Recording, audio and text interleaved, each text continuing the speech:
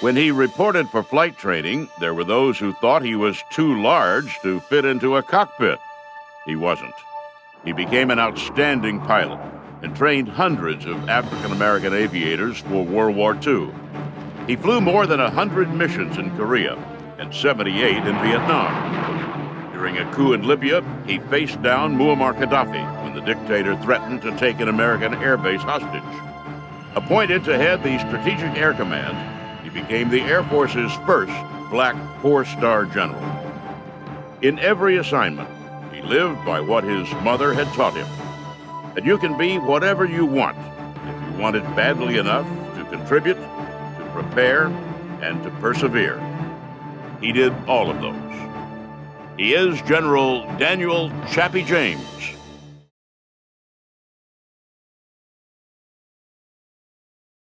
Daniel Chappie James was born February 11th, 1920 in Pensacola, Florida. His father worked for the local utility company. His mother was a school teacher. There was reported that there were 17 children born into the family. He was the youngest. Now, I don't know how much of that is true, how much of that is folklore, but certainly there were as many as 6 to 7 kids in the home at one time. As other children left to go to start their own families, to start working or go to school. James's mother, who everyone called Miss Lily, dominated the household and, in fact, the community. She founded a school for black children that taught its students much more than just reading and writing. And I never realized how close he was with his mother and what a great influence she was on him until he started making speeches and gave some quotes of hers as an educator. She believed very strongly in education, of course. But one of the things you believed in that many young people don't have today is that dream that carries you through some adversity and keeps you focused on achieving something that's extraordinary. She taught that the only way they could overcome the South's segregation and discrimination was through hard work and excellence. She created an 11th commandment, "Thou shalt not quit," and insisted that her students pursue every opportunity to stand out, no matter how small. Now, the interesting thing about Pensacola was that unlike many southern communities, it was not as segregated. And it had a history of blacks pursuing opportunities and being part of the social fabric. There were a lot of black professionals that owned shops and worked in a variety of capacities and even lived on the same streets as whites. And so he grew up in a community that, although suffering from its own share of racial woes, probably gave him some early insight into what was possible when blacks and whites worked together. Pensacola was home to the Navy's Flight Training School, and at a very young age, Chappie declared that he wanted to be a pilot. When he got old enough, he went to the Pensacola Naval Air Station and tried to enlist. He was told in no uncertain terms that the Navy did not have African-American pilots. If he wanted to be a cook or steward, he could go and get in that line like the rest of the colored boys were doing and join. Instead, James accepted a football scholarship to Tuskegee Institute. He arrived in 1937. A year later, the War Department set up an outpost of the new civilian pilot training program in the fields adjacent to the Institute. There was, in reality, nothing civilian about the pilot training there. The intent of the program was to increase the pool of pilots available to fight the war brewing in Europe and Asia. The Air Force up to that time had been a private reserve for white officers. And it was presumed to be the preserve for white officers because blacks were not capable of flying these highly technical new aircraft that constituted the new weapon of warfare. And therefore, blacks were totally eliminated from the Air Force, and not only from the Air Force, but from the Marine Corps, for instance, from the Navy, except as stewards. Anything that had a technical capability to it, blacks were eliminated from. James enrolled as a cadet in the program. He quickly distinguished himself as both a pilot and a leader. He also met his future wife, Dorothy. he was pretty impressed with himself. She was not that impressed with him at first, and so he pursued. James graduated 4 months after the Japanese attacked Pearl Harbor with a BS in physical education and a pilot certification. Tuskegee invited him to stay on as a flight instructor. It's difficult to overstate the significance of what was then called the Tuskegee experiment. A generation of African Americans had, like James, been inching slowly forward toward equality. In the coming war, they saw an opportunity to prove themselves, to pay dues they did not owe, so that when the war was over, they might be treated as full citizens. Given a chance to fly, the best educated, most motivated black men from all over the country converged on Tuskegee. They were greeted by an officer corps that cut them no slack, that believed they would have to be better than white pilots to get the same treatment. Flight instructor Chappie James was among the toughest. The thing is, he was always pushed by his mother to seek excellence, to be steadfast, and to seek for perfection and all this kind of thing. He grew up with that kind of an orientation, and so when he entered the military phase of flying, well, then he just took those values along with him. For nearly a year, James taught cadets as a civilian instructor. In 1943, he became a cadet himself and received his commission as a first lieutenant that summer. He asked for a combat assignment, but instead remained at Tuskegee as an instructor. He finally got on the combat track when the Air Corps decided to form an African-American bomber squadron. James was training in B-25s when the war came to an end. In the largest mustering out in history, with millions of men around the world going from uniform to civilian life, Chappie James decided to stay in the Air Corps. That the Air Corps treated him like a second-class citizen seemed not to matter. He was flying. He was serving the country that he loved. And he was convinced that he could change both for the better. The Air Force that Chappie James served in the years after World War II was segregated both officially and unofficially. With a fighter pilot's healthy scorn for authority, he practiced a kind of quiet civil disobedience that pointed out the absurdity of segregating military officers by race. He became involved with incidents at white-only clubs on military establishments, which he did not think was appropriate. And at an early age in the Army Air Forces, he stepped forward and would not accept that, which that in itself made him a very controversial figure. One of James's favorite maneuvers was something he called Operation Checkerboard. Even after the Air Force itself desegregated, many Air Force bases were located in rural southern communities still subject to Jim Crow laws. In movie theaters, for example, blacks and whites had seating set aside on opposite sides of the aisle. When the movie theater lights would go down and the movie would come on, they would enact what they called Operation Checkerboard. And they would end up sitting, by the time the movie finished, black, white, black, white, black, white. It obviously, it didn't make any lasting difference, but it was something that struck a little blow. But James's most effective tool of protest was excellence. When confronted with discrimination, he put into action something his mother had told him. Don't be so busy exercising your right to dissent that you forget your obligation to contribute. He earned the respect of his fellow pilots by working harder than anyone else on the base. Assigned to Clark Air Force Base in the Philippines, James found himself in a familiar position, the only black officer in his squadron. He walked into the 18th Fighter Wing not knowing what kind of reception he'd get. He'd been there only a few minutes when a wiry little Texan walked up and introduced himself. He was the first person to greet my dad when he walked into that squadron. When everyone else kind of ignored him, he walked up and stuck his hand and said, "Hi, my name is Spud Taylor, what's yours?" James and Claude Spud Taylor became fast friends. They flew together whenever their schedules allowed. A few months after they met, they took off for a training flight in a tandem-seat T-33. plane's engine flamed out, and the two young pilots crashed in a sugarcane field. The impact spread jet fuel over the whole area and knocked Taylor out. James struggled free from the wreckage, but went back in when he saw his friend strapped helplessly in his seat. He pulled Taylor out, still unconscious, before the fuel could ignite. In 1950, the North Koreans invaded South Korea. James volunteered to be one of the first flyers to reinforce South Korea.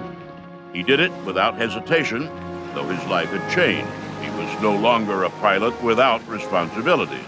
He was instead a husband and a father of two. I can remember that something very serious was happening because my father gave me the speech, you and your sister take care of your mom, do what she says, I want you to be good in school and so forth, and all that. And I remember seeing my mother cry for only the first time when they said their goodbyes and he got on the transport to leave to go to Korea. James flew 101 missions, first in outdated F-51s and then in F-80 jets. He won the Distinguished Flying Cross and proved himself a battlefield leader. He also learned the lesson that all warriors have to learn. In the days just after the landing at Incheon, James and the other 12th Squadron pilots were softening up North Korean positions near the invasion site. Bombing and strafing the Pyongyang airfield in preparation for a paratroop landing, Spud Taylor was shot down. I remember that when Uncle Spud went away and Dad went away, I figured it would be okay because Uncle Spud was there. And come to find out, Uncle Spud was shot down and he was killed. And that's the second time I remember my mother crying. James came back from Korea a captain, a more serious and more committed officer. He and his wife had a third child, whom they named Claude and called Spud. James went back to work on his career, moving from assignment to assignment, improving himself along the way, and always seeking positions of more responsibility. After the Korean War, Chappie James was one of dozens of former Tuskegee airmen working their way up through the Air Force. He attracted attention wherever he went, constantly pursuing excellence, working aggressively to advance his own career. He was very, I think, courageous in many ways because even though he was on the rise and he could have his career thwarted at any time by a commanding officer who didn't like his attitude or whatever, he was always the diplomat. He could always the politician. He could always maneuver himself out of things that might hurt him at one time. But his goal was excellence, always. And anytime he was an administrator on the ground or a pilot in the air, then he always tried to be the best. He became operations officer of the 58th Fighter Interceptor Squadron, and then was promoted to command of another fighter squadron. At Otis Air Force Base, he was such a huge presence on both the base and in the community that he was named Young Man of the Year by the Massachusetts Junior Chamber of Commerce. The Air Force sent him to the Command and Staff College in 1957, and when he graduated, assigned him to Air Force Headquarters as a staff officer. James was paving the way for a generation to follow, and he knew it. I think he had a tremendous amount of natural charisma that not only made people want to pay attention to him and what he was doing, but also made people want to follow him. And obviously, if people are willing to follow you, then you're much more likely to be put in a position of authority over them. He moved steadily up the ladder at every assignment, meeting and impressing people, no matter what role he played. He made friends easily, was comfortable in command, and proved effective in everything he did. One of the people he met and befriended was Colonel Robin Olds, a brilliant tactician and fighter pilot. Olds, on his way to an assignment in the growing war in Vietnam, paid a visit to James, then Deputy Commander for Operations of a crew training wing at Davis-Monthan Air Force Base in Arizona. Olds invited James to join him in Thailand, flying missions over Vietnam. James accepted the job, becoming Olds' Vice Commander for Operations. They were an interesting pair. Olds was a natural pilot, natural leader, was an absolute genius at aerial combat tactics and strategies. And Colonel James complemented that tremendously well with his people skills, with his ability to rally the men, with his administrative strengths. And the two of them really worked hand in hand to create an outfit that was not only effective, but was also incredibly loyal to both of them. Together, James and Olds converted the 8th Tactical Fighter Wing from a sleepy reconnaissance unit into one of the best combat fighter wings in the Air Force. The men that flew for Olds and James referred to the two of them affectionately as Black Man and Robin. Now, it was a humorous tribute to the cartoon characters Batman and Robin, but it also reflected their opinion of the way that this team operated cohesively.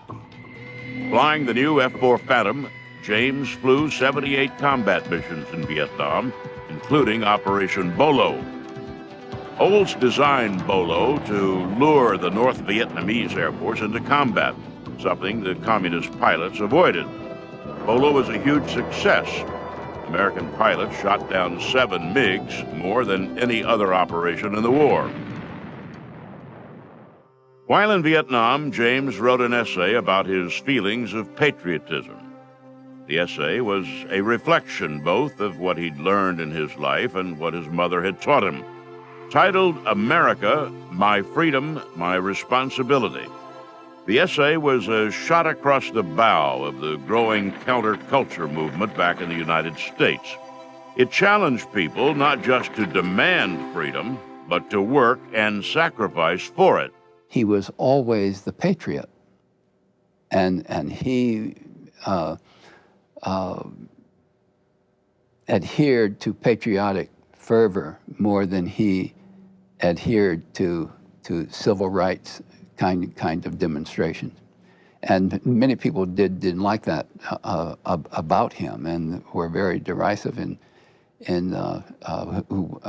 their criticism of some of his attitudes, as opposed to his feeling for civil rights and feeling as a patriot and his duties toward the military. Chappie James was always willing to stand up and explain to people very clearly why he loved America and what its value was, and he wouldn't back down from that kind of fight.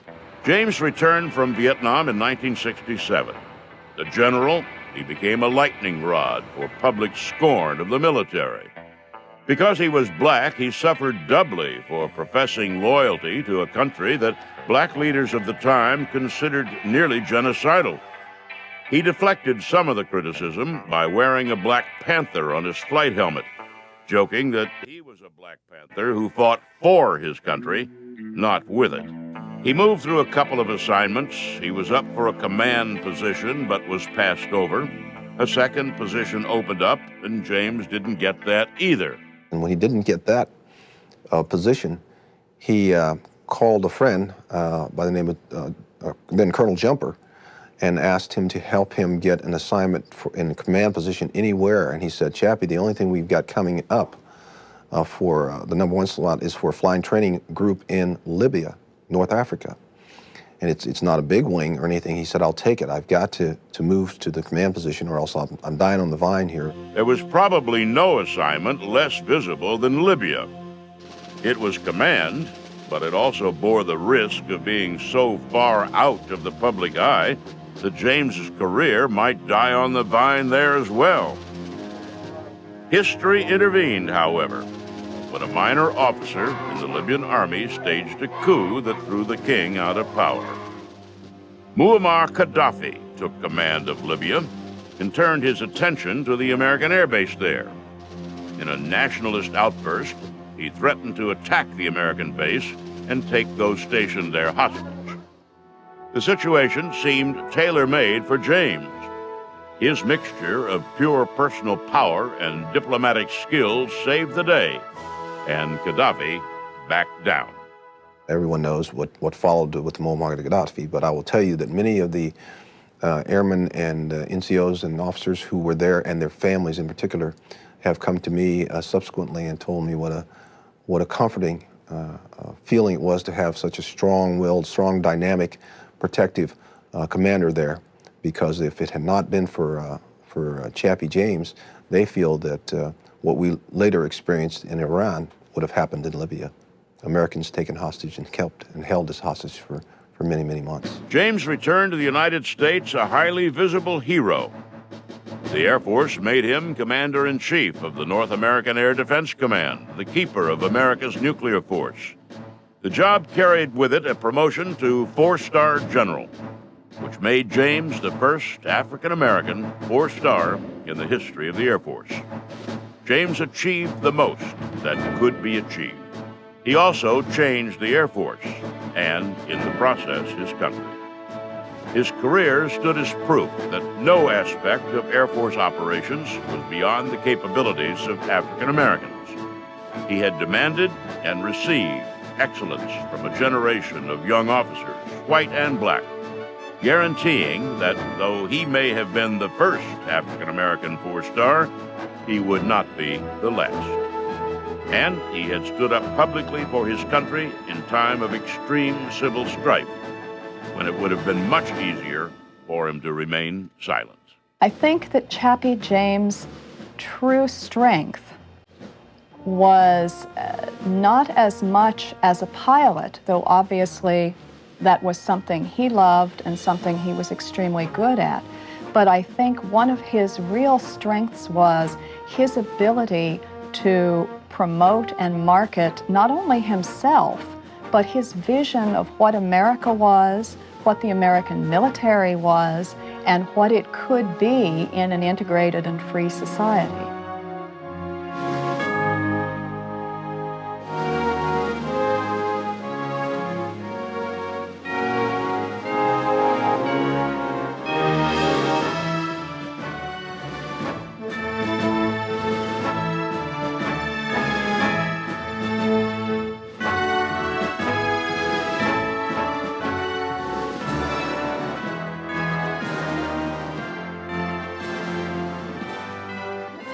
General James is the first and only black 4-star general in the history of the U.S. military.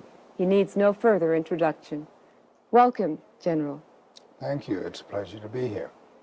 General, after 35 years of service in the Air Force, you are retiring on the 26th of January, I believe. That's right. Some 4 months earlier than you had planned to retire. Unfortunately, there seems to be a small cloud of controversy that hovers over the issue of your retirement as a result of a column that was written by Evans and Novak in the Washington Post. And I want to read something to you. They say that the reason that you are leaving the Air Force now rather than in May as expected is because you have been relieved of your command, where you were commander of NORAD, which is the U.S. Canadian North American Defense Command, and of ADCOM, the U.S. Aerospace Defense Command, because of criticism of the Chief of Staff of Air Force's decision to eliminate ADCOM, and that you wrote a letter to General David Jones criticizing that, and so you have been transferred to the Pentagon. The Air Force, immediately after that article, said that medical reasons were the reasons for your retirement, and I do know personally that you had a mild coronary in September. So what I'd like to do is try to understand, if we can, exactly what the truth is. Well, I should just answer that question by saying hogwash, because that's precisely what it is. And any time a column appearing under the name of 2 or 3 media representatives puts a cloud of controversy over a man who served not only well, but outstandingly, as my record will show, is just hogwash. The chief and I still share the same mutual high respect for each other that we always have. And there's absolutely no truth to the article except that I'm retiring, and that I'm retiring early. I'm retiring because I had a heart attack. I was a major commander on flying status.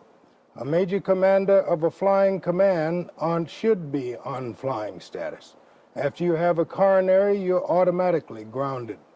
I chose to leave. I have never been fired from a job in my life, and the same holds true today.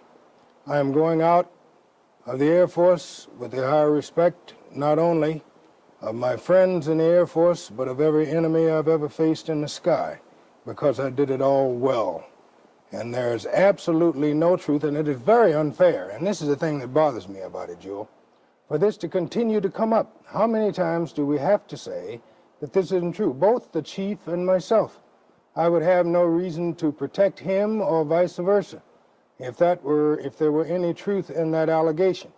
One of the writers called me before he published the article and asked me if it was true. And I said no, and the chief had told him no in the beginning. The chief of staff flew out to officiate at the change of command ceremony. And he did that personally in some of the worst weather he's ever flown in.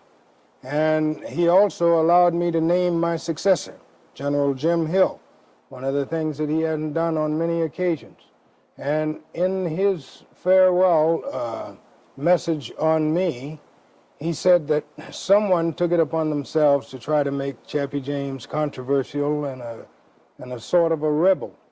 He said, well, Chappie James has been controversial all his life, so what the heck's new? But he has always been a man that would say it like it was, and he said words to the fact that that's why I hired him, because I knew that he'd tell me the way it was, rather than telling me what he thought I wanted to hear. What I wrote in that letter, I had said to the chief many times over the months, the past few months, and he knew. You do have some very strong feelings, of course, about the elimination of that kind. It wasn't the elimination of the command, it was a reorganization. But there is no plan to eliminate the air defenses of the United States of America. And that's another misstatement by people. It has been a reorganization that would put them under different commands and put different resources under different commands and consolidate headquarters. We have to do this because of the budget restrictions that have been placed upon us. So the chief is faced with a very difficult job of trying to preserve the ability to affect the security of this country and still try to do it with as few people and resources as he possibly can. And that's what he was doing in this case. The only shame in this, though, really, that bothers me is that a major commander cannot write a letter to his chief of staff without it ending up in the hands of a newsman almost before the chief of staff gets it, and then to the media, that I would say shame on you for continuing to preserve what has become proven as an untruth in the first place. And it continues to be repeated. It's like the story of the unfaithful housewife to me, that after somebody has spread the rumor that she has been untrue to her husband, if she proves beyond a shadow of a doubt that it wasn't true, the gossips in the street will continue to want to tell the other story because it makes more interesting hearing. And so they continue to slander her name. The chief, it is most unfair to him because from the time I became ill, and unfortunately my wife became ill about the same time. Yes, I know that. Nothing has been heaped upon him but suspicion that he was trying to railroad me, as one paper said, out of the Air Force. Nothing could be farther than the truth. Nobody has been fairer than David Jones, and he's one of the finest chiefs of the Air Force that we've ever had. He gave me the job. I asked to go home early because I was no longer physically capable of carrying out the awesome responsibilities of that job. A 4-month difference, and I named my successor, and he's carrying on in the same tradition that other chiefs of NORAD had. General, you're a warrior. In 1967, you visited President Johnson and asked him not to halt the bombing of North Vietnam, the bombing raids of North Vietnam. Yet you do say on many occasions how much you desire peace. I'm curious because many people say that surgeons are trained to operate on patients, and if they don't practice surgery, of course, they don't get to practice their profession, and that therefore warriors need war in order to practice their professions. How do you react to that kind of thought, that kind of statement? First of all, I don't know very much about surgery, but I do know warfare, and I am a warrior. Now we're getting into truisms and facts. I was in the midst of a war at that time, and you don't prosecute a war by backing away from the target. I was speaking as a military man. If it's still a matter for diplomacy and negotiation, you stay in the negotiating role. But I firmly believed at that time, and I believe yet, that once you turn it over to the military, then you get the heck out of the way and let the military prosecute the war. That is, if you want to win it. And you shouldn't get into it if you don't want to win it. And that was my feeling at the time. That's my feeling now. The North Vietnamese never chose to come to the peace table at all until we started bombing North Vietnam. And that's what a lot of people forget. We forget very easily. And it wasn't us that went back on the terms of the agreement that were worked out and the protocols that were worked out by Mr. Kissinger and his team with the North Vietnamese. It was the North Vietnamese. Part of the protocols were that they would not try to attack South Vietnam. They overran the country with a complete disregard for their promises. We kept our promise, and we finally moved out as we said we would. It was not us who broke our word. And I believe that if we had pressed the attack early in the war and put on the kind of pressure that our military machine is capable of doing, there never would have been the sad ending to Vietnam that came with the people who spoke with forked tongues, the North Vietnamese. In view of all of that, how do you feel now about détente, about the junking of the B-1 bomber, for example, about our apparent de-escalation of military priorities in this country? You're talking about several different things, one of which is the ballpark in the ballpark of the State Department, and not in the military. Again, speaking strictly from a military point of view, the three main pillars in any fabric of lasting peace happen to be strength, partnership, and the willingness to negotiate. And that includes all of us in the government, both the military and the diplomats. And without that first pillar, the pillar of strength, the other two crumble in the dust, because nobody wants to be partners with a weakling. And we cannot bargain effectively in the halls of international diplomacy from a position of weakness. And so we can't say that we will never fight again, no matter what the cost. We will say that we don't want to study war no more, but don't tread on us, as our predecessors said, the forefathers of our country, who said that we shall remain free and independent. Now, when you're talking about détente or any of the other words you want to use, the goal and the prospect that you're looking for is a lasting and a quality peace. We are not here as military men to fight the wars. Really, our ultimate objective is to keep the peace, to have the kind of strength that nobody would dare attack us, and with the kind of warning that our Air Defense Command and NORAD can afford. Anybody in his right mind would be crazy to try to attack us, because we can retaliate in such a way that would levy a price on him that would make it a very poor decision. And this is the stature that we have to maintain. Now, there are people who come out with the very many solutions of guns versus butter, and we can take all that money we've got in defense and put it into welfare. When you're running around shouting freedom now and peace now, you got to have a place to be free and peaceful in. Well, this is ours right here in the United States of America. And in no place as valuable as this are you going to be able to maintain that peace and freedom if you don't have the strength that must protect it if all else fails. Certainly, we'll sit down and we will diplome with anybody with our diplomats that cares to engage in negotiations. However, they must remember that if all else fails, we will maintain the sovereignty of the skies over this country. And the peace and the security of our entire country no matter what the cost. And as long as everybody understands that, then they know that you have to put a price tag on it. And who's going to pay for it? The American people through their gross national product. And it isn't a question of either or. We can have the social programs that we must have. We can sure also have the strength that we must have in our military forces, because our gross national product affords the means for us to have both.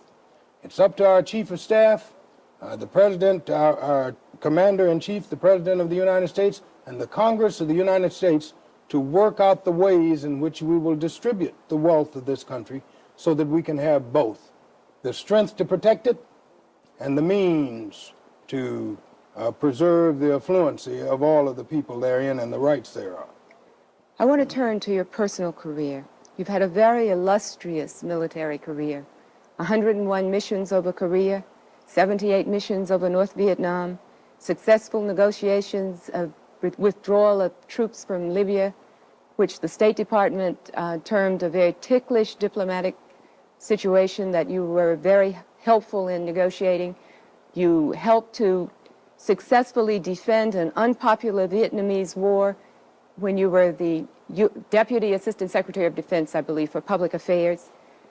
You paid your dues. You have been cited, for example, in, I want to quote to you, as being the only U.S. military officer with emergency authority to deploy nuclear weapons without presidential approval, and as such, one of the most powerful men of any color in and out of the military. You've paid your dues and you've earned your stars, but there's still a lot of people, mostly white, who say that you're a token, who say that you were promoted because you're black. How do you react to that? First of all, I'd like to dispute your premise. The people who have said that I have heard say that have been mostly black.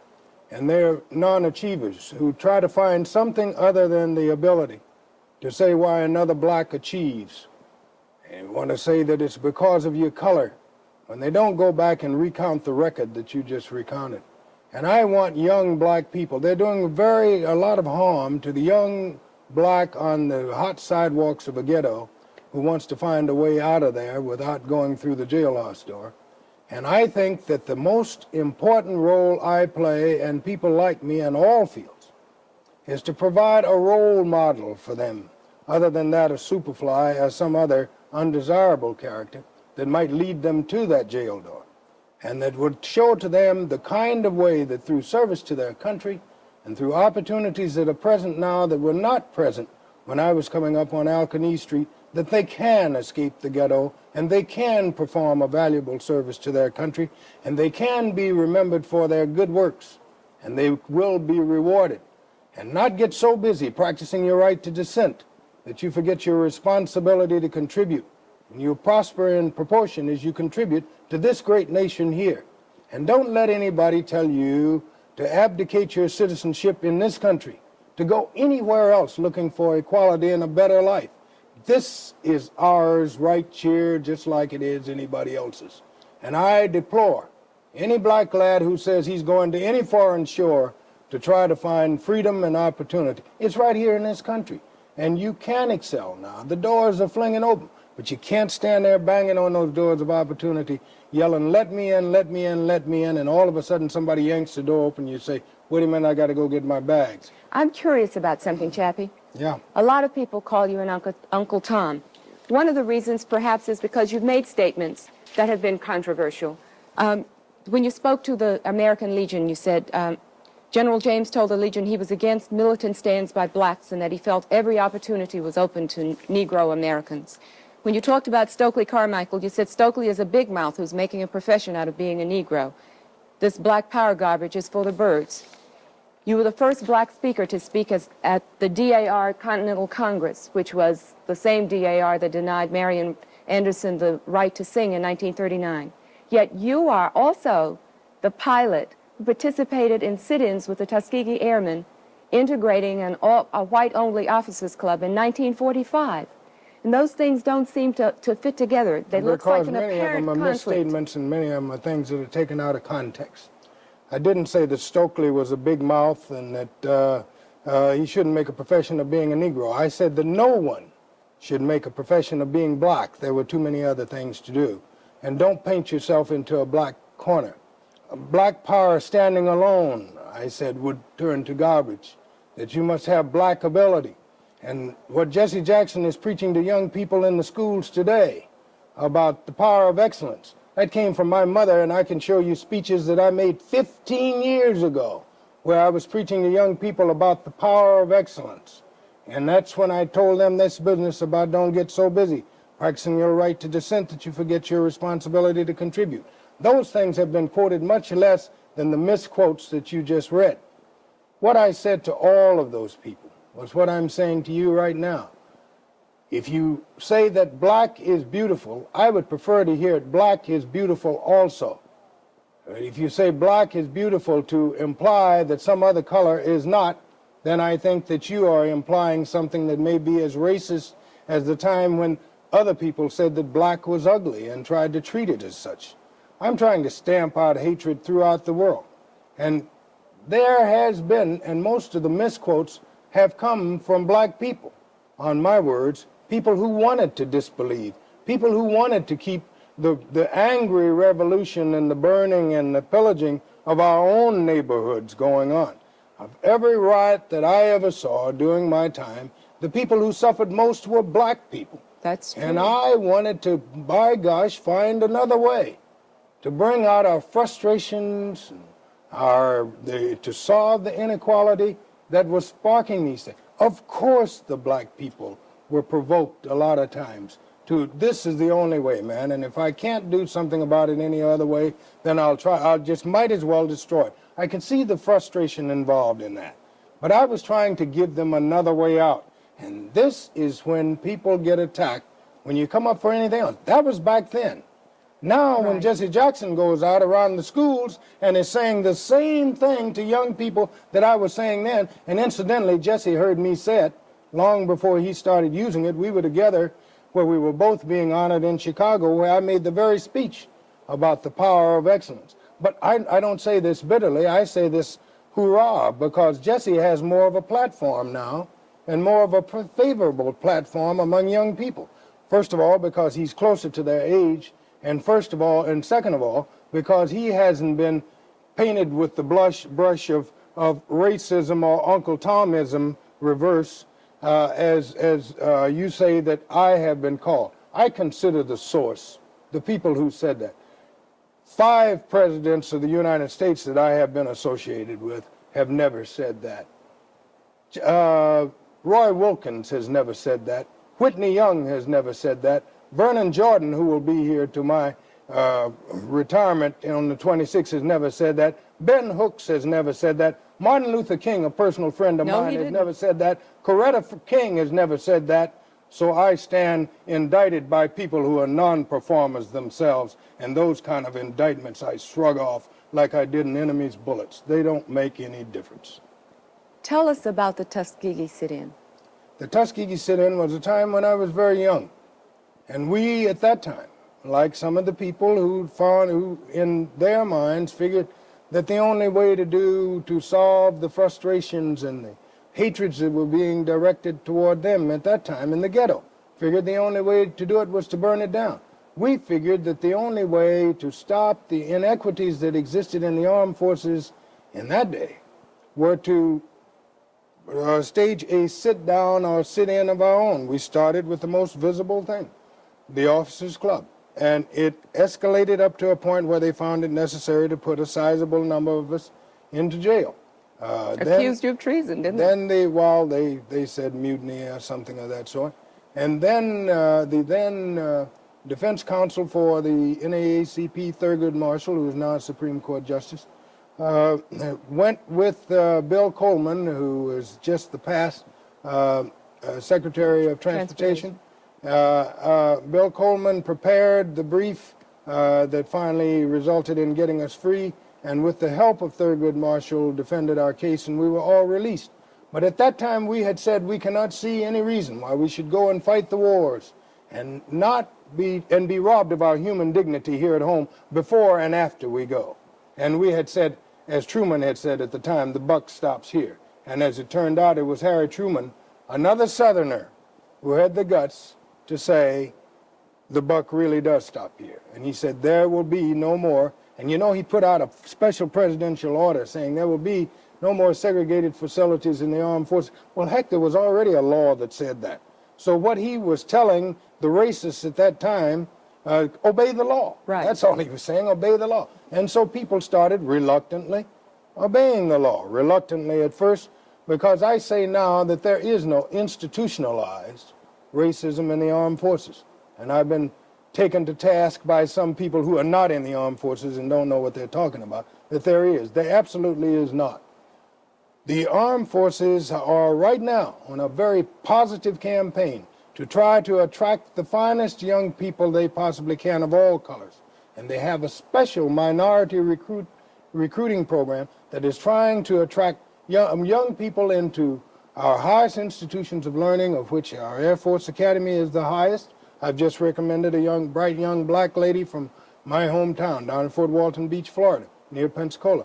And we have right now where we used to have, you had to look real close to see a black one when the march on in the Army-Navy game. Now you look and it looks like a checkerboard because we have reached out and got these young people. Then the and brought them charges, in. the charges that minority recruitment is being downgraded is not true. That's not true? That's ridiculous. We will not go to a quota system because it would be just as bad to say we will have a quota of 20 blacks per unit. And this unit is going out doing its recruiting. And the 21st one happens to be a young Charlie Taylor that comes trotting up the best of physical condition. And you say, I can't recruit you, man, because I got my 20 blacks for this month. Bring me that skinny white boy. And we don't want a quota. We want to say that we want fighting men for the United States Armed Forces, Americans, no matter what their creed or color or racial or ethnic origin. You come to us with a desire and the qualifications to enter, and we'll take you up until the time we have the full requirements for that particular service for that particular time. And I don't want to see quotas, but I want to see equality in going out attracting all kinds of young people, men and women, to come to the United States Armed Forces. You know, Chappie, I was a dependent of an Air Force captain in Misawa, Japan, and I met a lot of Air Force pilots, fighter pilots. They're a special breed of cat. That's for sure. What makes a man decide to be a fighter pilot? Well, first of all, I think, contrary to popular opinion, fighter pilots are made, not born. First of all, they get in the service and they become acquainted with young people who can do it by themselves. They can take the responsibility of steering a multi-million-dollar airplane to a target, and no matter what the defenses he finds there, to have enough faith in his cause and his country and his own ability that he will hurl himself at the target and he doesn't even think about turning back. And he has the kind of pride that grows only from having a firm belief in what he's fighting for, and a firm belief in citizenship and patriotism, and no kind of words or stones that can be hurled at him can change him. And that's what a fighter pilot is. And that's what very proudly I am. I understand that your mother, who taught you as a child, said that she didn't have much use for first Negroes and only Negroes. Well, she said accurately, there's two Negroes we can do without, that first one and that only one. She said, the first one to do this and the only one to do that. She said, I'm looking forward to the day when so many black people will be doing so many things that are noteworthy that it will no longer be newsworthy. Well, in the military, we have fast approached and have just about reached that plateau that she was talking about. As I understand, although I'm still the only four-star black, and when I leave on the 26th, there might be a gap of time, but it's just a matter of time before some more blacks and some more women will be putting on stars. And that day will hasten as young people stop believing the myths of Chappie James being an Uncle Tom or somebody throwing them out because of something. How about Chappie James, super nigger? And that's more super person, because I compete not only with black folks but with white folks or anybody else, and I win. What next, Chappie? I'm going out into the civilian sector to try to continue to serve my country in any way I can, because I still think I have a debt of gratitude to the people who prepared me to do this. My school, for instance, I'm going to head up the fundraising drive for Tuskegee Institute. their Centennial Drive that will end in 1986. And that will be, they started out, wait, what, 1881, so it will be 1981 when the end of that drive comes off. And I think we've got about 42 million we're shooting for. And so they helped to prepare me. I'm going to help them to get well. The son of a World War I pilot, his earliest memories were the sounds of aircraft starting in early morning.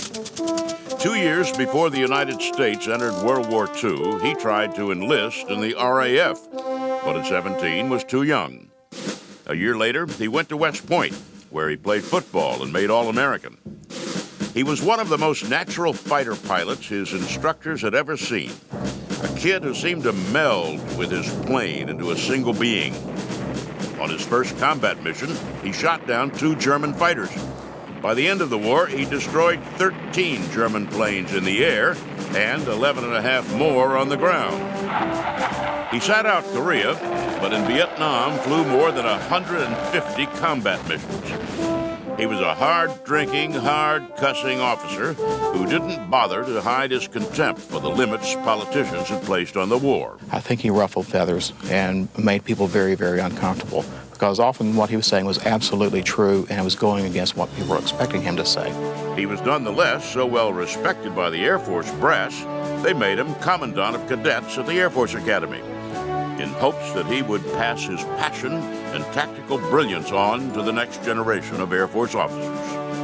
He is Brigadier General Robin Olds, and he is a legend of air power. Robin Olds was born in 1922 in Honolulu, Hawaii.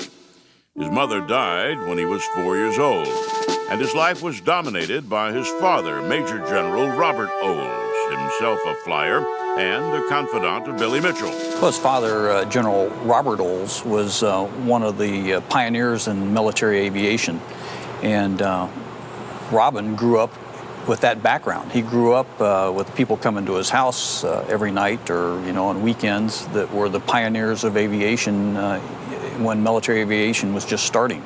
So he got indoctrinated pretty early. He spent most of his youth living on base in Langley, Virginia.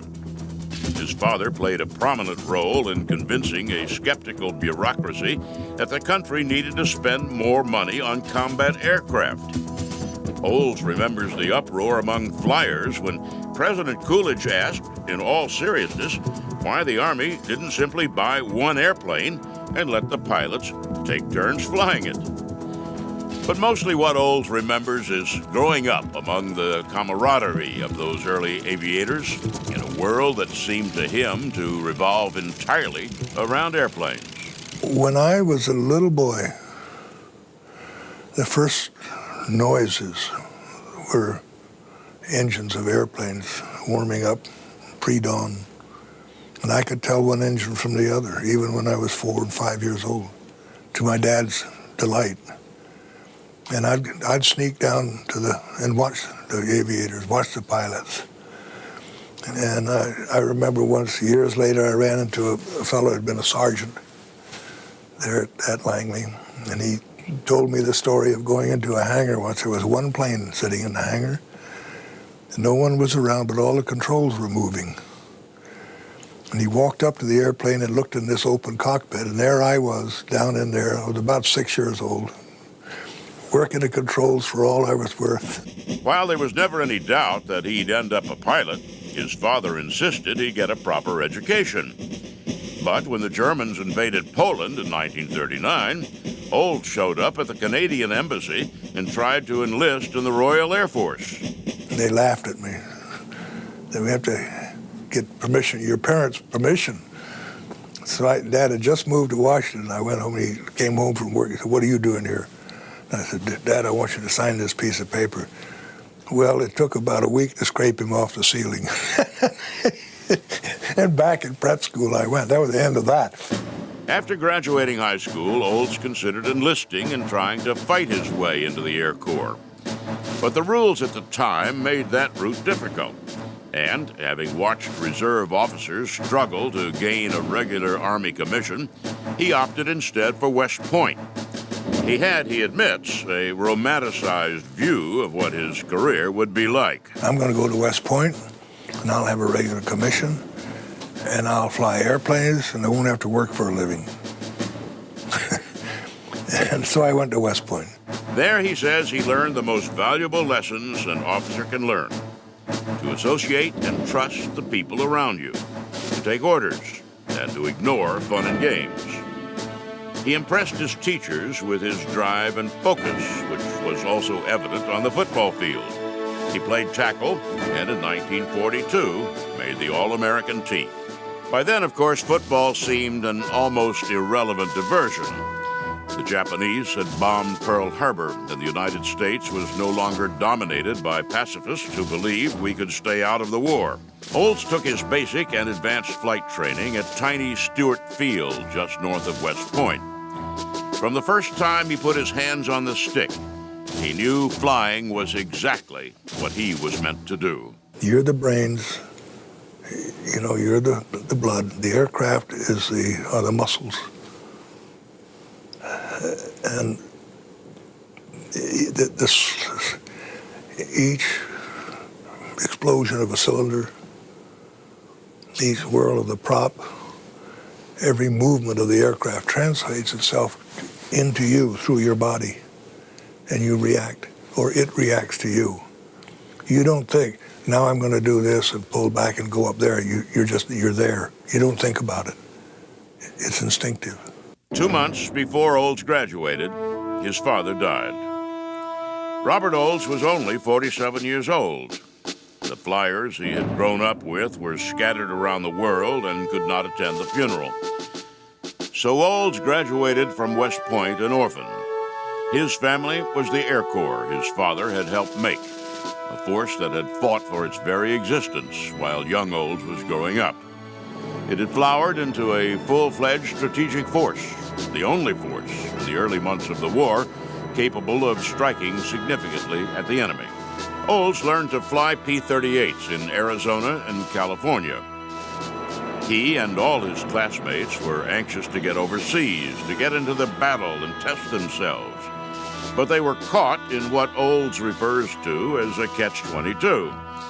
The Army wanted the Academy graduates to go overseas as flight commanders, but didn't want to promote pilots to command who didn't have battle experience. And once it really soaked in that we weren't going anywhere, my friend and I, Al Tucker, went down to the L.A. Fighter Wing headquarters, found a sergeant who said, "You guys really want to go to war?" I said, "Yep." He said, "Where do you want to go?" I said, "I want to go to England." He typed out, 20 minutes later we had orders. So the moral of that is, if you want to get something done in the service, go to the sergeants. Olds and his partner were off to England and the war. It took them less than a week to get there. Olds had never been so excited about anything in his life. Lieutenant Robin Olds arrived in England with the 479th Fighter Group in May 1944. In only a few days, he strapped into his P-38 and flew off with his squadron for a mission over occupied France. And there, the squadron flew around in circles, not bothering to attack anyone. And I'm sitting up there getting more angry and more angry, cussing in my oxygen mask, you know, looking down, there's a train, there's trucks over here, or airfield there. And all enemy this is prior to D-Day. Hey, why don't we do something? After a few up-and-down missions, Olds and his wingman cooked up a scheme to get themselves into combat. While flying over the French countryside, Olds radioed his commander that he saw a moving train and was going down after it. "Roger," came the reply over the radio, and down Olds went. He made 2 passes at the train before his squadron arrived to back him up. And as he was swinging around for a 3rd pass, when an angry voice on the radio ordered everyone back into position at a safe altitude. Back at the base, the major in command of the mission confronted Olds, wanting to know why he had disobeyed orders by attacking the train. "Sir, I called you. I said, this is New Cross lead. This is Blue 3. I got a train at 7 o'clock. I'm going down. Will you cover me? And you said Roger. He said, I didn't say Roger. You know what that's called? Gotcha. Gotcha. It was my wingman, and we had set it up. While the strafing run on the train might technically have counted as Olds' first combat, his first air-to-air engagement occurred a few days later. Assigned a night mission, though they were not equipped with night fighters, Olds ended up separated from his squadron. Rather than returning to base, he continued on with the mission, flying alone toward a bridge in eastern France. He found the bridge just as dawn broke over the continent and was on his way back to base when he spotted a couple of planes on the far horizon. And don't ask me to explain, but you know immediately, enemy. If something tells you, enemy. 99.9% enemy. But that 1/10 of 1%, I cut them off through the field, came up underneath and behind, and there were 190s, 2 of them. So we went roundy round, and I shot them both down. Because of a design flaw in the P-38 gun camera, Olds expected there wouldn't be definitive records that the dogfight had even taken place. He returned to base sure he was going to be in trouble for going on the mission alone, and decided not to even bring up the kills for fear that no one would believe him. Sure enough, as he climbed out of his plane, his commander was waiting for him on the ground. The commander was mad, but not very. A bomber flying high over the battle had reported the kills. On his next mission, his flight came upon a large group of German fighters bearing down on a group of American bombers. So we pulled up behind them, and just as I was about to fire, both engines quit. Because in my excitement, I'd forgot to switch tanks. I said, what the hell, I fired anyway. So I've always, all these years since, had laid claim to the fact that I'm the only fighter pilot in the history of aerial warfare that shot down an enemy aircraft while in the glide mode. He got his engine started again and returned to battle. He got 2 more kills that day. In only 2 air-to-air engagements, Robin Olds had shot down 5 enemy aircraft. He was officially a fighter ace. He was quickly promoted, first to captain and then to major. By the end of the war, he was one of the most famous pilots in the world. A dashing hero with an outsized personality and a total of 24 and a half kills, 13 in the air, the remainder German aircraft on the ground. Not long after the war ended, Olds was summoned to Supreme Air Force headquarters in France. When he got there, he was shown into a room that was filling with what Olds refers to as a book of heroes of the war. Generals, Medal of Honor recipients, half the staff of the Supreme Allied Command. All were awaiting the arrival of their host, General Karl Tui Spatz. Spatz had been an old friend of Olds' father, a pioneer military aviator who had been in charge of American air operations in the European theater. When he walked into the room full of heroes, Spatz greeted Olds first. Before he spoke with anyone else, he ushered the 22-year-old major into a side room for a private chat about Olds' father and the young officer's career. Gave me some advice for the future about me firsters, me tours, Deadwood, dedicated people, you know. Then he said, look, here's, and he pulled out a wad of francs. He said, here's about $500 I won off poker from those fellows out there at the other one. He said, my car is waiting for you out front.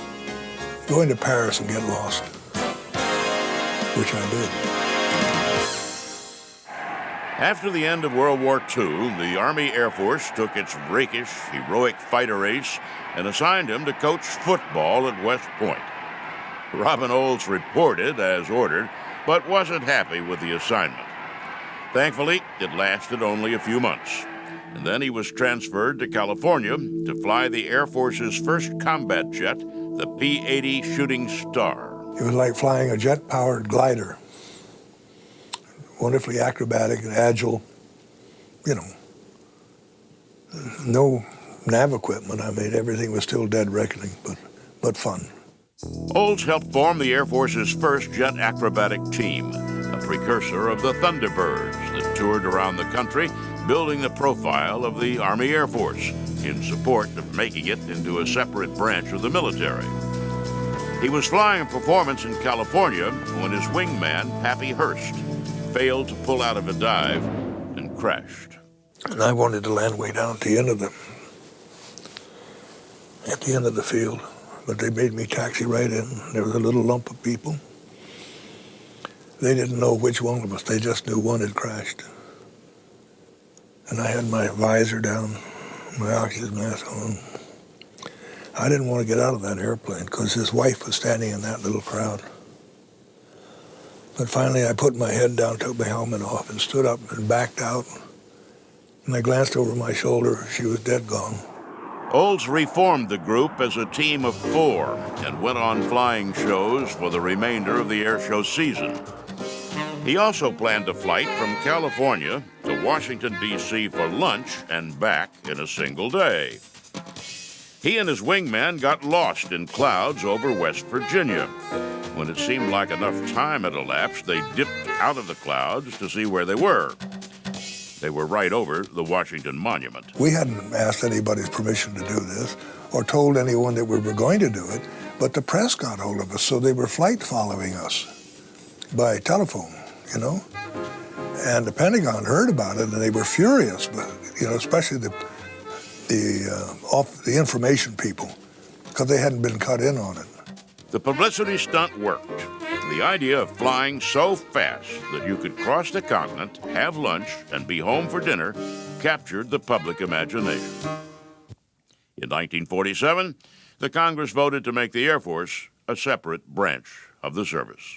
Olds missed the Korean War.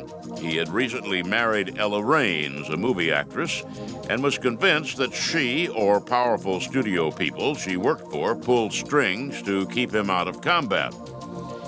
He revamped gunnery training for the fighter forces in Europe, but was angry that he missed the war and came back, he says, with a chip on his shoulder. Assigned to the Pentagon, he started fighting what was then the prevailing wisdom that in a nuclear age, fighters were irrelevant. Well, my boss, a 2-star general in the basement of the Pentagon, called me in one day and said, Robin, or Colonel Olds, said, I'm sick and tired of these studies you're forwarding to me about our lack of tactical air capability. I want you to understand, Colonel, and get it through your head.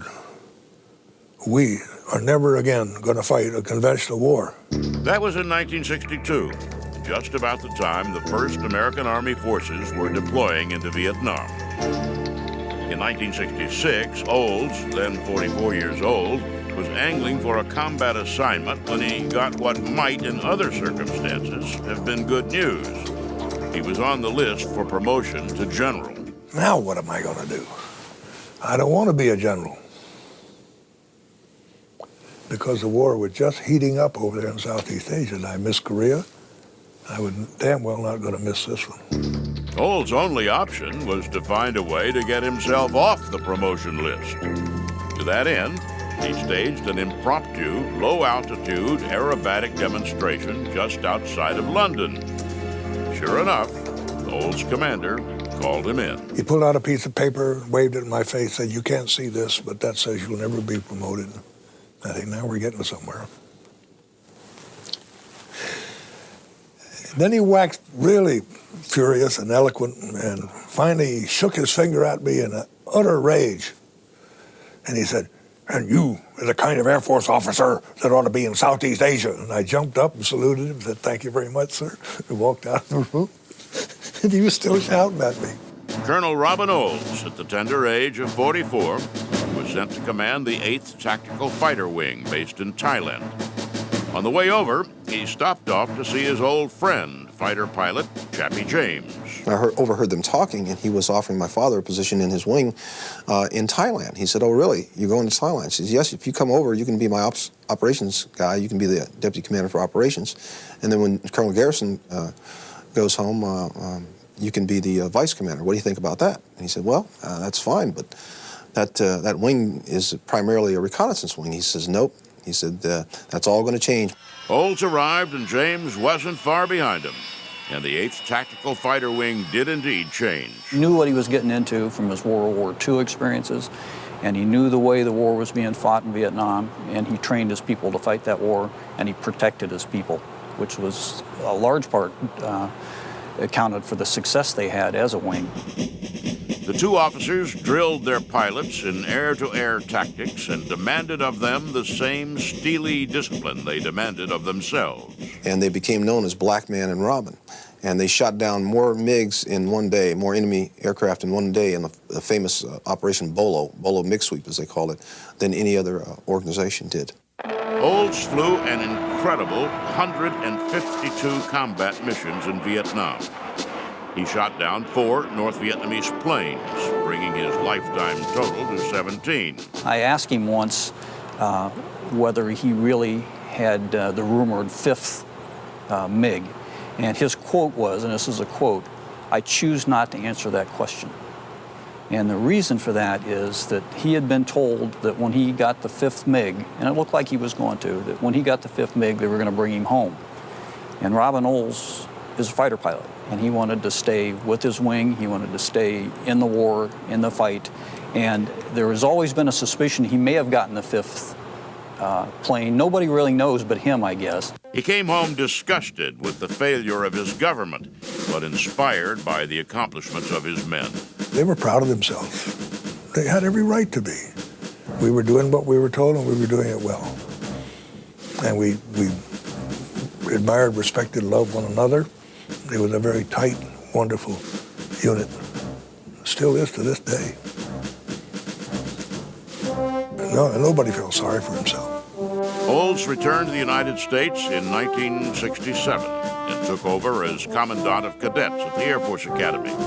There he became a living symbol of the Air Force, a direct tie between its origins in World War I, where his father served, and the era of missiles and laser-guided munitions. He did have a major impact on a whole generation of fighter pilots who met him at the academy. He inspired a lot of people who would later go on and fight in the Vietnam War. I loved being in the Air Force. I loved the responsibilities that came my way. I met them head on with everything I possessed given to the jobs that I had. I wouldn't change that for anything.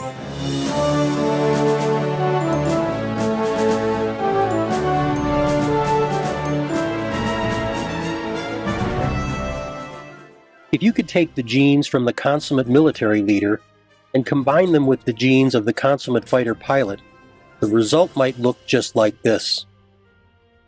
However, if you created a fictional military hero with Brigadier General Robin Olds' resume, an editor would likely reject it for being beyond believable. In 1942, Olds was an All-American tackle for West Point. In 1943, he was commissioned a second lieutenant and completed pilot training. He entered World War II flying a P-38 he named Scat-1. As he progressed through different iterations of fighter planes, he simply kept adding Roman numerals to the Scat name. He finished the war in a P-51 named Scat-7. In addition to becoming a double ace plus with 12 aerial victories, he destroyed another 11 1/2 aircraft on the ground.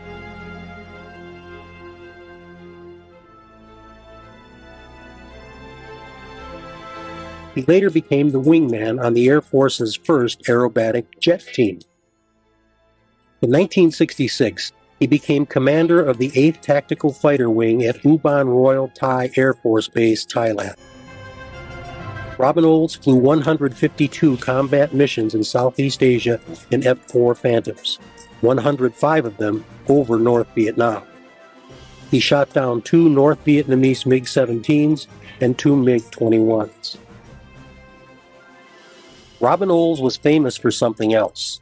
He never learned to mince words or play politics with the mission of the military, as those in the Warbirds in Review audience learned when Olds described his return from Vietnam.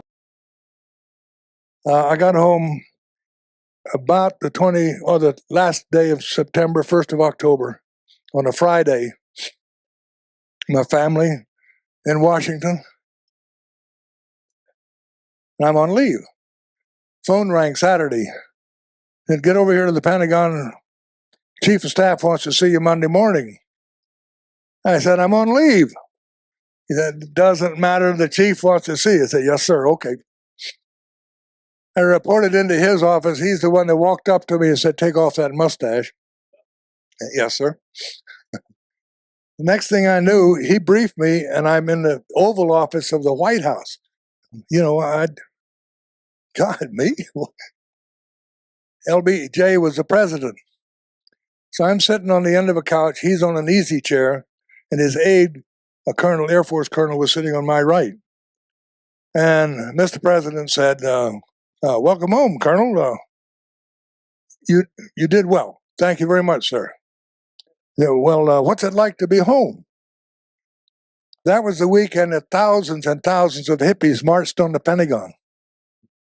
I said, sir, who are all those funny-looking people that marched on the Pentagon yesterday? And I'm going to quote for you folks. He said, I got 240,000 boys over there in Vietnam. When those boys come home, they'll tell the American public what's happening. And I thought, wait a minute. That's your job, not mine. Well, of course, you don't say that. So the best thing I could think of to come up with is, sir, I've been home since Friday. Been to a couple of dinner parties. No one asked me where I've been or what I've been doing for the past year. In case somebody does ask, what would you like me to tell them? I'm thinking, end of career. He glared at me, and then he said, well, Colonel, you tell them, I'm quoting, that we are preventing the North Vietnamese from interfering in the democratic process in South Vietnam. I said, I'm sorry, sir, I can't say that. Well, why not, Colonel? Well, sir, if that's why we're there, I don't want to be the one that spreads the word. It was grim for a few minutes, but I hand the man full credit. He let me talk. He listened. And he sent me down the next morning to talk to his chief security advisor in the basement of the White House. We argued for a couple of hours. But this security advisor and I argued. At one point I said something. He said, we can't do that. That'll bring down the Chinese. I said, the Chinese and the North Vietnamese have hated each other for a couple of thousand years. They fought wars against each other. Haven't you read their history? No, he hadn't. So finally he said, what do you think we ought to do? And I said, for God's sakes, sir, mine the harbors, because everything they used came in by ship bottom. Gas, missiles, ammunition, everything, food. His response, when I said mine the harbors, was, we can't do that. That's an act of war. Now, mind you, this was about the 2nd or 3rd of October of 1967. I wonder if he ever wondered what the hell we were doing over there. Now, it was, I maintain we had every reason to be there, but we went about it improperly under the leadership of McNamara and Johnson. Sadly, Robin Olds passed away on June 14, 2007. Across the Black River, the Red River, down the mountain chains to your target. So for the pre-strike, we went up. I said, Orange 5-6, this is Lincoln lead, tally ho. And this guy said, Lincoln, take the perch. And I said, what? He said, take the perch. Let me tell you what that told me. It told me this was a new guy from the States, probably his first mission, obviously out of SAC, following the rules. And I said, son, we don't take a perch around here. Just hold still. We'll be right there. What I didn't tell him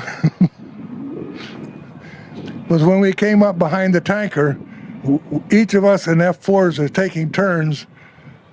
It was unsafe, but we're making sure that the growl of the Sidewinder coincides with the sight picture, and the sight picture is his engines. He didn't know that. So we refueled, and everything's fine. Everything's fine. I stayed in a bit too long. Got in a fight with a bunch of MiGs, and I'm tapping the burners. Pretty soon I looked at the fuel gauge, and we are way below what we should have been. We had 3 bingos. Bingo. Hard bingo means you better get back to the, and then I can't say the word, but bingo. Which meant you better get to the tanker or you're in deep trouble. So I thought, Robin, you have really climbed deep in North 6. We never usually went out low. Fortunately, no SAMs. I called him, hey, Orange 5-6, head north. He says, Lincoln, I got to check with Brigham, ground. I said, Brigham is busy. Head north. I'll work the intercept, with the radar on the F4. Well, finally, here he came. And I'm looking at my fuel gauge, and it's like this. My other 3 guys were low, but I was the worst. So we got the tanker, I turned him, plugged in, I relief. They finished. Now I came up for my full offload. Plugged in, he pulled the boom and stowed it. This is one of those big tanker birds. And I said, hey, give me some fuel. This pilot said, no, we're bingo, RTB, meaning he was low on his fuel, returning to base, RTB. I said, wait a minute. I'm going to have to bail out of this airplane in just a minute or two. Give me some fuel. No, we're bingo.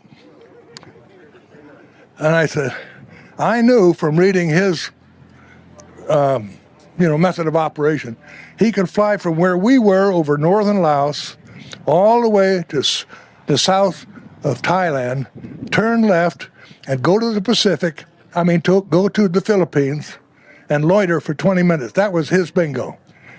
And my fuel gauge is like this. So finally I said, okay,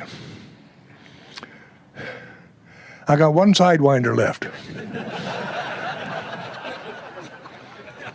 I'm going to drop back about 2,000 feet, and before I pull the ejection handle, I'm going to pull the trigger, so put your parachutes on.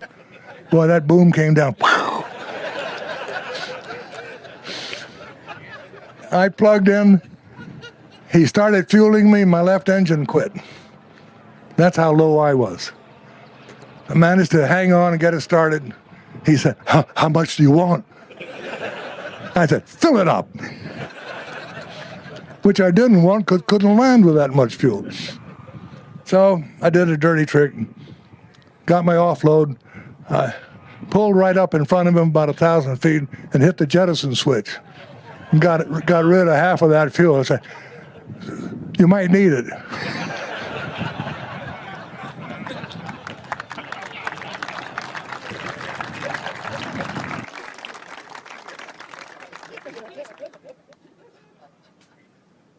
I said, sir, the MiGs are getting awful frisky, as you know.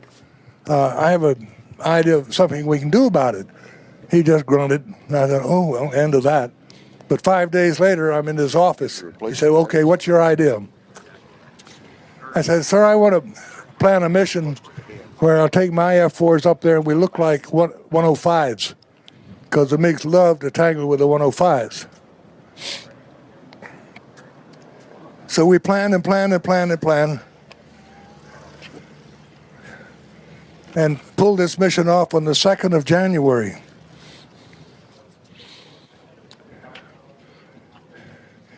Now the F4, if you may have noticed, not in afterburner, but in full mill, leaves smoke trails. One factor. 2, a friend of mine named Donovan F. Smith in 7th Air Force said, Robin, I'm going to send you QRC 190s. Like you, what the hell is that? It's an ECM pod, a jamming emitter against their SAM sites, which the 105s had carried, but we never had. So there's a bit of deception. And then Mother Nature got in the act. Morning. Morning. Mother Nature got in the act and gave us a nice undercast so they couldn't see the smoke trails. So we did all this stuff, went down right over Fujian, nothing. Turned around just north of Hanoi, came back. My backseater says, I got one. Oops, went underneath. So I turned around, came back. Then here arrived my second flight. And the first transmission was, a lead, you got a MiG-21 on your ass. What a way to start a fight.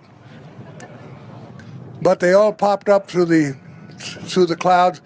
They thought we were 105s, but nuh-uh. We were loaded for bear. And we got 7 of them.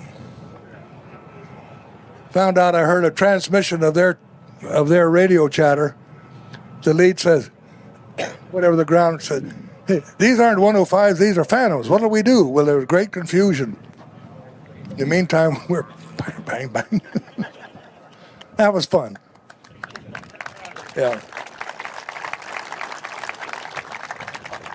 Another leading question, your interview with President Johnson. You're coming back to the States and Do I have to? Do I have to? No, sir, you don't have to. Well, I will.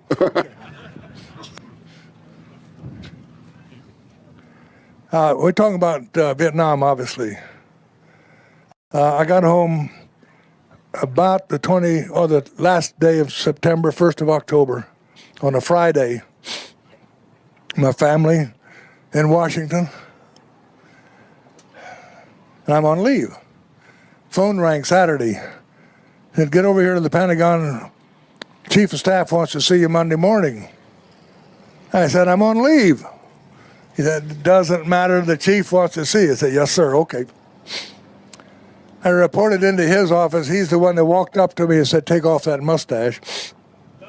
Yes, sir. The next thing I knew, he briefed me, and I'm in the Oval Office of the White House. You know, God, me? LBJ was the president. So I'm sitting on the end of a couch. He's on an easy chair, and his aide, a colonel, Air Force colonel, was sitting on my right. And Mr. President said, welcome home, Colonel. You did well. Thank you very much, sir. Well, what's it like to be home? That was the weekend that thousands and thousands of hippies marched on the Pentagon. Sir, and my daughter Chris had told me what hippies were. I said, sir, who are all those funny-looking people that marched on the Pentagon yesterday? And I'm going to quote for you folks. He said, I got 240,000 boys over there in Vietnam. When those boys come home, they'll tell the American public what's happening. And I thought, wait a minute. That's your job, not mine. Well, of course, you don't say that. So the best thing I could think of to come up with said, sir, I've been home since Friday. Been to a couple of dinner parties. No one asked me where I've been or what I've been doing for the past year. In case somebody does ask, what would you like me to tell them? I'm thinking, end of career. He glared at me, and then he said, well, Colonel, you tell them, I'm quoting, that we are preventing the North Vietnamese from interfering in the democratic process in South Vietnam. I said, I'm sorry, sir, I can't say that. Well, why not, Colonel? Well, sir, if that's why we're there, I don't want to be the one that spreads the word. Ooh. It was grim for a few minutes, but I hand the man full credit. He let me talk. He listened. And he sent me down the next morning to talk to his chief security advisor in the basement of the Pentagon, of the White House. We argued for a couple of hours.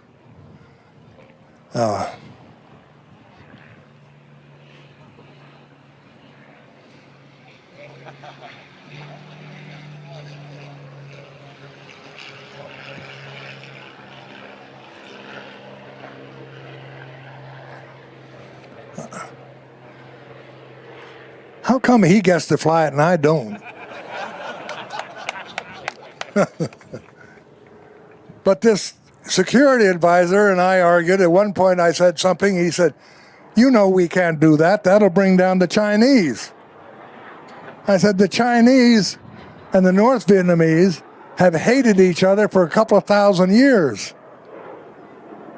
They fought wars against each other. Haven't you read their history?" No, he hadn't. So finally he said, "What do you think we ought to do?" And I said, "For God's sakes, sir, mine the harbors, because everything they use came in by ship bottom. Gas, missiles, ammunition, everything, food." His response, when I said mine the harbors, was, "We can't do that. That's an act of war." Now mind you, this was about the 2nd or 3rd of October of 1967. I wonder if he ever wondered what the hell we were doing over there.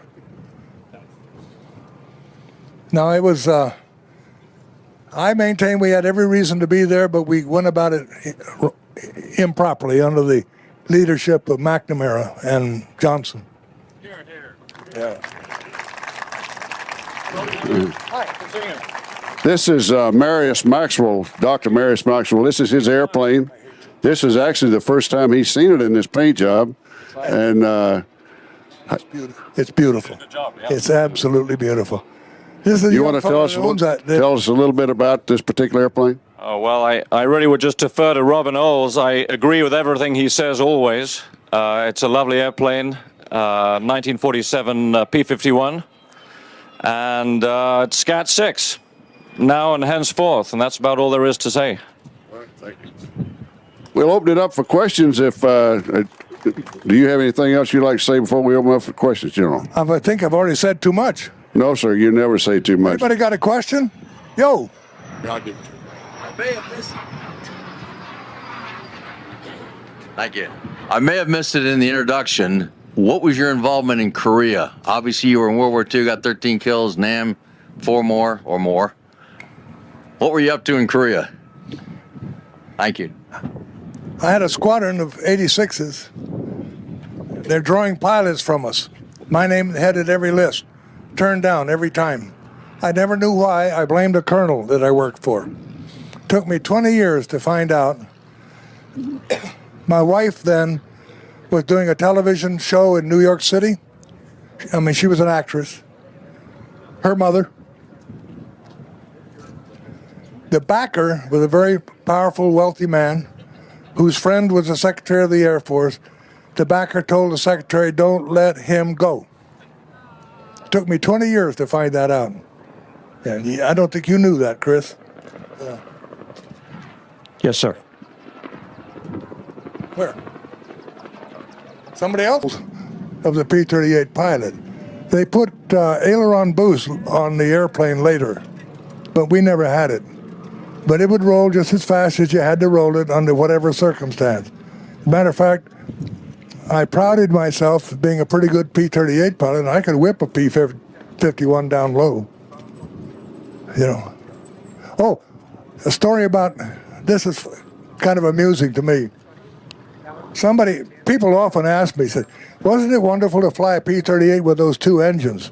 And I said, "Boy, it sure was. I came home 5 times on single engine, all shot up. Love that bird." But the strangest thing, I flew another tour in P-51s. I came home single engine every day. Yeah. General, you've had an incredible career flying a variety of different aircraft. What was your favorite aircraft that you flew over the years?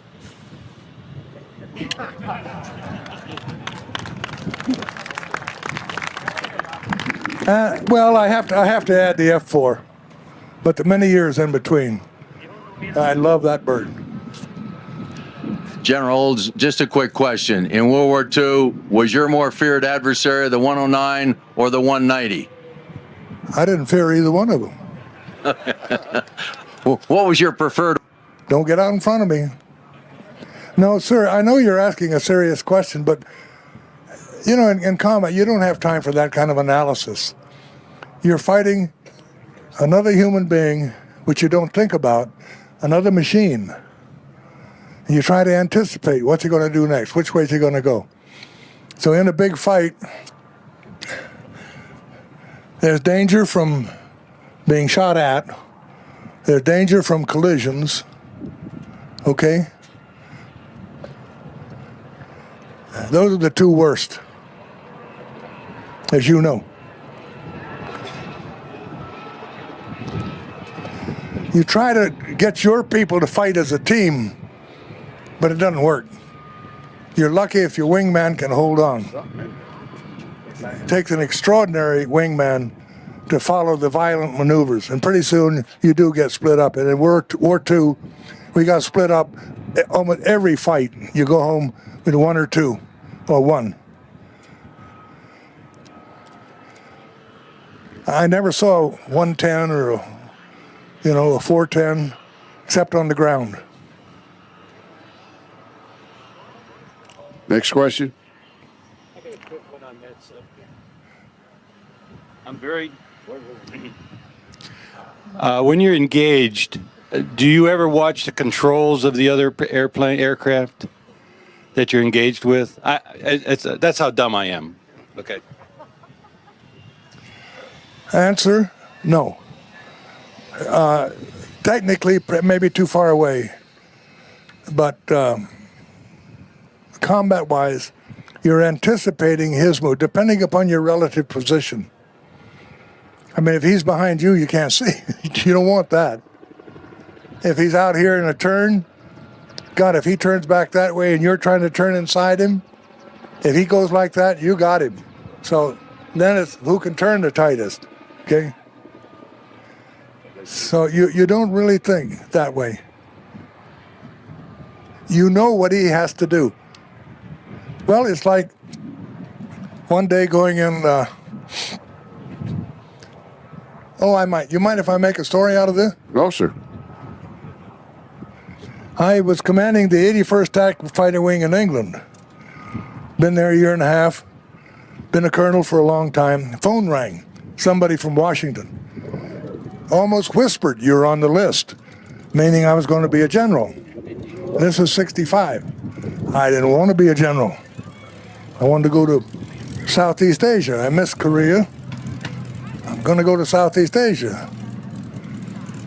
What can I do? I can't tell the Air Force I don't want to be a general. They'll say, okay, fine, get out. I know. I'm going to make that boss of mine so mad, he'll take me off the list. He'll want to court-martial me. Then I can go to Southeast Asia. So I got 3 guys. We put on a formation acrobatic demonstration in F-101Cs. That's a single-seat bird. Sorry, excuse for wings. But I had done that sort of thing on the very first jet acrobatic team back in '46. I was wingman. So I kind of knew what I was doing. We put on a wonderful show. Bomb burst, the whole 9 yards. Well, my boss heard about it. I bet his missile badge burned him. So I was called down to London, chewed out, tore up my Legion of Merit. My effectiveness report was all wrong. He waved a piece of paper in my face and said, "And this says you'll never be a general." And I thought, oh, now we're getting somewhere. And he chewed and waggled his wattles at me. And finally, in the most disgusting voice, he said, "And you are the kind of Air Force officer that ought to be in Southeast Asia." And I jumped up out of the chair and said, "Yes, sir. Thank you very much, General." About face and left, and he's still shouting at me. Got one more question over here, Robin. Wait. Oh, you're not done. Told you it would be a long one. So we're going up the Gulf of Tonkin one day. I've got a backseater named Steve Croker. Turned inbound at Kep, headed for the Northeast Railroad. We got hit by about 16 MiGs. There were 8 of us. Roundy round. Longest dogfight I was ever in. Got one early. Lead was doing figure eights down. I could see him down below us. So I told everybody, get out, RTB, you know, bingo. Made a circle to see if my guys got out. Then I left, and I thought about that guy. I said, nope, going back in. Went back in about 25 feet. And there he is. Headed for his base, but there's a little range of hills. And I told the backseater, I said, Stevie, you watch him. He's got three choices. He can bail out, he can hit that ridge, or he can get over the ridge and give me some airspace and I'll get a sidewinder. He chose the latter, sidewinder, boom, down he went. I plugged into that tanker with 300 pounds of fuel left. Oh, now that was a disconnected story because I forgot why I was going to tell you about that goddamn general. Sam, this gentleman's been patiently waiting over here, Sam, to your right. Oh, okay. First of all, I want to thank you for the service you give to our country. And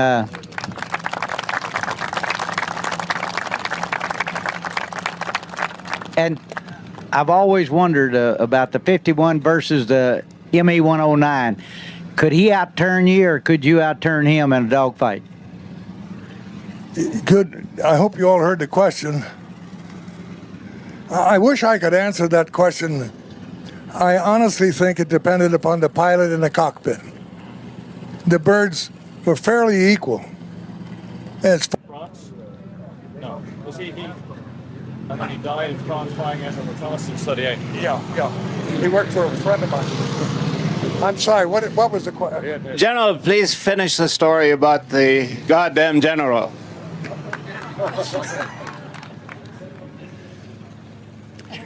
It was a couple of years after that encounter, and I'm now a commandant of cadets at the Air Force Academy with a baby star up here, one. And I'm talking to my old boss, 4-star General Spike Momeyer, who was 7th Air Force Commander in Saigon. Another friend, 3 stars, then he was then commanding a training command, George Simler. Both of those gentlemen, of course, had spent their time in Southeast Asia. So while we were talking, here came the general from London that had chewed me on, waddling across the floor. And I said, excuse me, sir. Now, I know that both of these gentlemen had read my derogatory file because it's rather thick and good reading. And excuse me, sir. Oh, General Hardy, how nice to see you again, sir. You remember that magnificent chewing out you gave me there in Ruislip back in 1965? Oh, yes, sir. These two, 4-star, 3-star, are kind of listening. I said, sir, you told me something that day that I've always wondered about. You said I was the kind of Air Force officer that ought to be in Southeast Asia. And I've wondered ever since, in your estimation, what kind of Air Force officer should not be in Southeast Asia. I thought Simler was going to fall on the floor laughing. And even Momeyer laughed, which I'd never heard before. As General Hardy whirled about, red-faced, walked away, I reached between these two gentlemen and said, "Gotcha!" All right, folks. Thank you for coming, and please stand up and give this true American hero a hand here.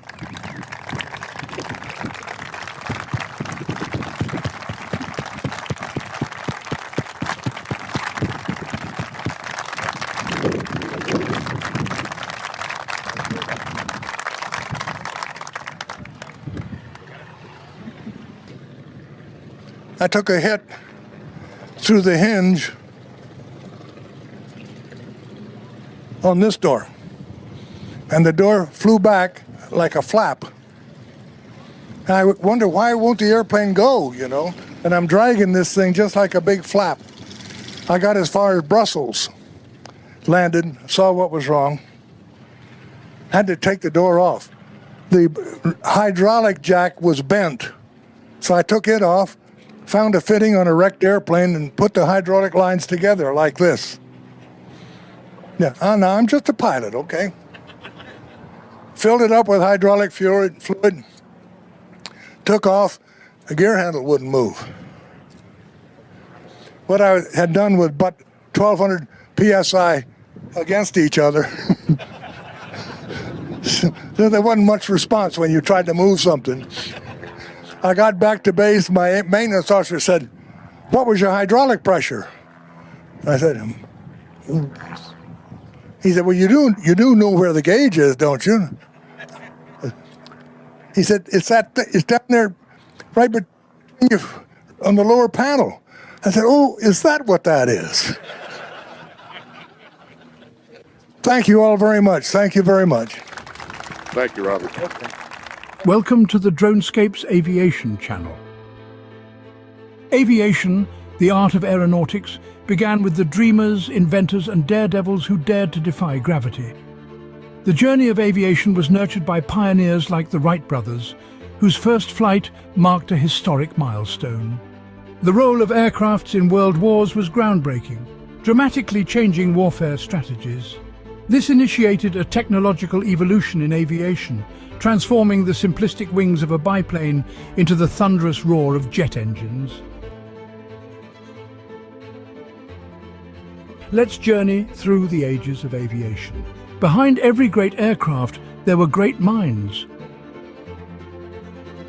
These visionaries, like Sir Frank Whittle, the innovator of the turbojet engine, redefined air travel.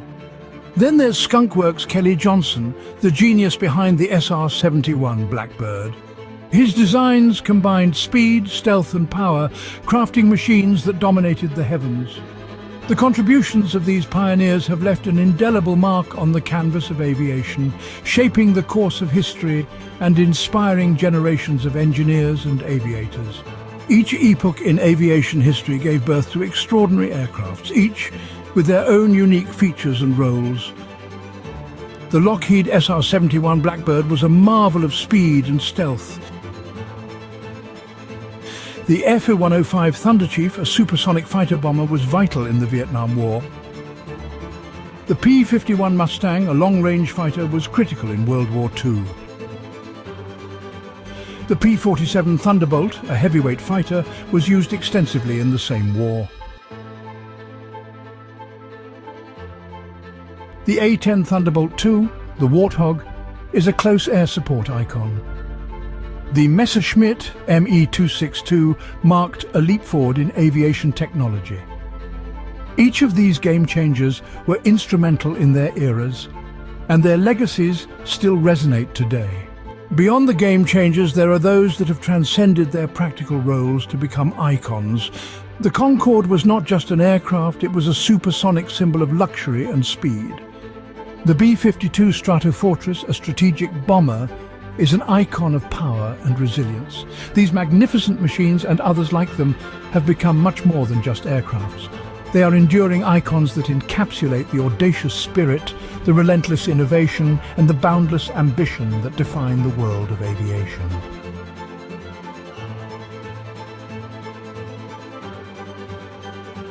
For more amazing aerial footage, and to join us in this incredible journey, check out the DroneScapes YouTube channel. If you enjoyed this video, please remember to like and subscribe. And as always, thank you for watching.